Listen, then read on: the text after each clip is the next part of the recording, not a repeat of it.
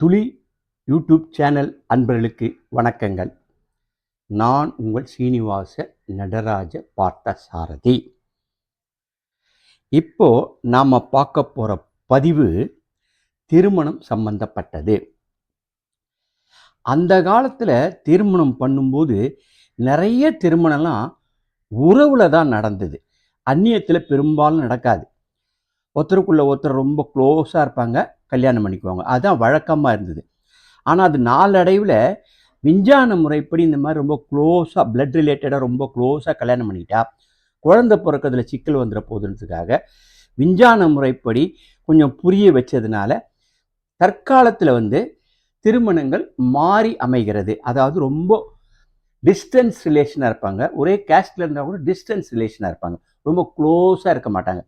அப்படிப்பட்ட சூழ்நிலையில் இந்த திருமணங்கள்லாம் எந்தெந்த முறையில் யார் யாருக்கு அமையும், பெண்கள் அமைவது அப்படின்றத இந்த பதிவில் நம்ம பார்க்க போகிறோம். முதல்ல ஒரு ஜாதகத்தில் லக்னம் பலமாக இருக்குதா, சந்திரன் பலமாக இருக்குதா அப்படின்னு பார்த்துக்கணும். அதாவது லக்னம்ன்றது அதில் லான் போட்டிருப்பாங்க, சந்திரன் என்பது ராசி. இந்த லக்னாதிபதி ராசியாதிபதி, இதில் யார் ரொம்ப பலமாக இருக்காங்கன்றத முதலில் பார்த்து கொள்ள வேண்டும். அதில் எது பலமானதோ அதற்கு 2, 7, 11 அதிபதிகளை ஆராய்ந்து அவர்களால் யார் பலம் மிக்கவர் என அறிந்து திருமண உறவு எப்படி என்பதை கீழே பார்க்கலாம். இப்போ நம்ம சொல்ல போகிறது லாஜிக்காக நம்ம எப்படி பார்க்கணுன்ற சொல்லியிருக்கோம். இப்போ அப்படி பார்த்துட்டிங்கன்னா எந்தெந்த பாவத்தில் இருந்தால் எப்படி எப்படி முறையில் திருமணம் உறவுலா அந்நியலியான்னு பார்க்க போகிறோம். 2ஆம் பாவத்தில் இருந்தால் அந்நியத்தில் ஏற்படும். 3ஆம் பாவத்தில் இருந்தால் அத்தை மகன் மாமன் மகன் என்ற உறவு முறையில் திருமணம் ஏற்படும். 4ஆம் பாவத்தில் இருந்தால் யார் பலமிக்கவர் என அறிந்து அவர்கள் எங்கு இருக்கிறார்கள் என்பதை பொறுத்துத்தான் இப்போ நம்ம சொல்லிட்டு வர்றதெல்லாம்.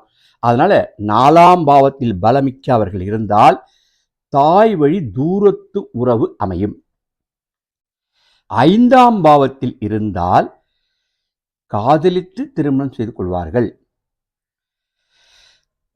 6ஆம் பாவத்தில் இருந்தால் தாய் மாமன் உறவில் திருமணம். 7ஆம் பாவத்தில் இருந்தால் தொழில் செய்யும் இடங்களிலோ பணியாற்றும் இடத்திலேயோ நட்பாகி திருமணம் செய்து கொள்ள நேரிடும். 8, 9ஆம் இடத்தில் இருந்தால் அந்நியத்தில் திருமணம் ஏற்படும். 10ஆம் பாவத்தில் இருந்தால் தந்தை வழி உறவு அல்லது முன்பே அறிமுகமான குடும்பமாக இருக்கும். 11ஆம் பாவத்தில் இருந்தால் நண்பர்கள் வழியில் ஏற்படும். 12ஆம் பாவத்தில் இருந்தால் அந்நிய உறவு ஏற்படும்.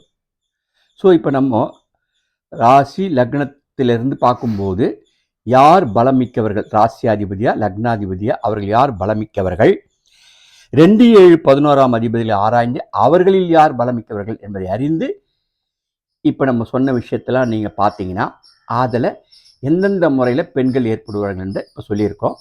இந்த மெத்தடை நீங்கள் கடைபிடித்து எப்படி பெண்கள் அமைவார்கள் என்பதை நீங்களே தேர்ந்தெடுத்து கொள்ளலாம். இதுவரை தங்களிடம் பேசிக்கொண்டிருந்தது உங்கள் சீனிவாச நடராஜ பார்த்தசாரதி. வாழ்க வையகம், வாழ்க வளமுடன். சுப மங்களம் நிகழட்டும், நல்ல செய்தி கிடைக்கட்டும். வாழ்க வையம்.